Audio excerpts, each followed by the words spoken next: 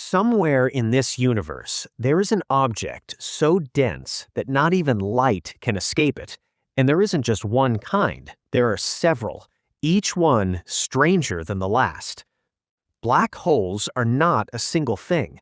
They are a family of the most extreme objects the universe has ever produced, ranging from the mass of a city to billions of times the mass of our sun. This is every type of black hole explained. First, stellar black holes. Stellar black holes are the most common type in the universe, born from the death of massive stars. When a star at least 20 times the mass of our sun exhausts its nuclear fuel, gravity wins, the core collapses in a fraction of a second, triggering a supernova explosion so powerful it briefly outshines entire galaxies. What remains is a black hole, typically between 5 and 100 times the mass of the sun, compressed into a region smaller than a city. What makes them different is their sheer number.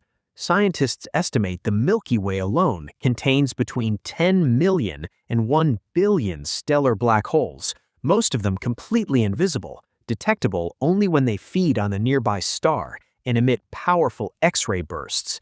They matter because they were the first type ever confirmed. In 1971, Cygnus X1 became the first stellar black hole identified, and it permanently changed what we thought was possible in the universe. Second, supermassive black holes. Supermassive black holes sit at the center of almost every large galaxy in the known universe, including our own. These are not merely big. They range from 1 million to 66 billion times the mass of our sun.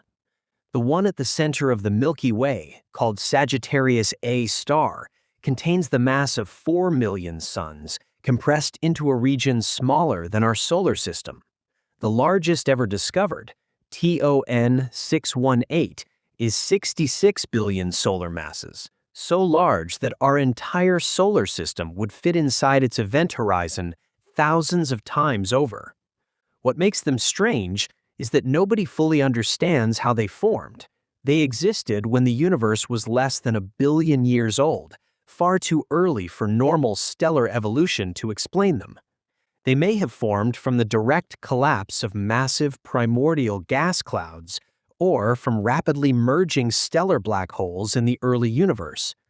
They matter because in 2019, the Event Horizon Telescope captured the first ever image of one, the supermassive black hole at the center of galaxy M87.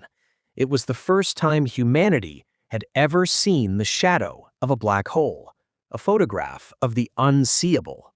Third, intermediate black holes.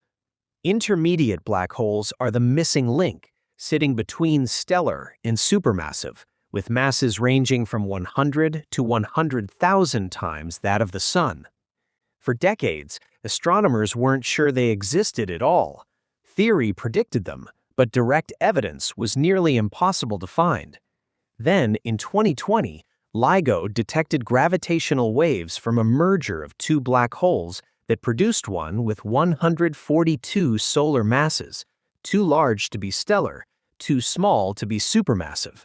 The first confirmed intermediate black hole created in a single violent instant.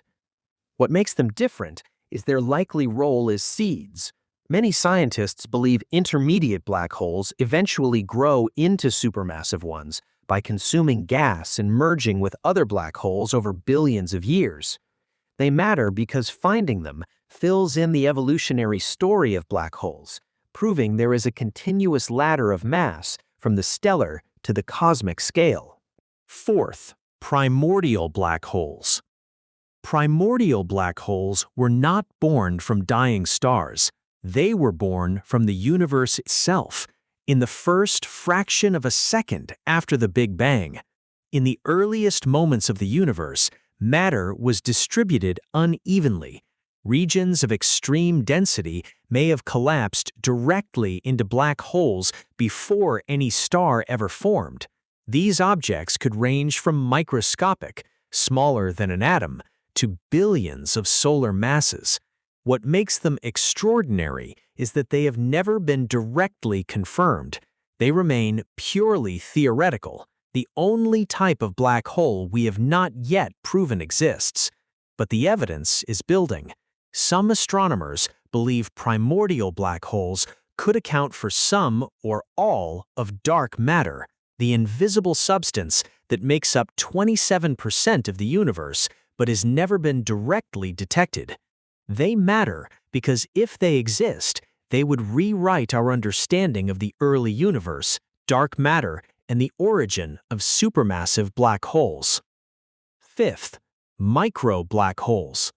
Micro-black holes are the smallest theoretical class, objects with the mass of a mountain compressed into a space smaller than a proton. They have never been observed, but physicist Stephen Hawking predicted they should exist, and, more importantly, that they should not last forever. He proposed that black holes slowly leak energy through a process now called Hawking radiation. The smaller the black hole, the faster it evaporates.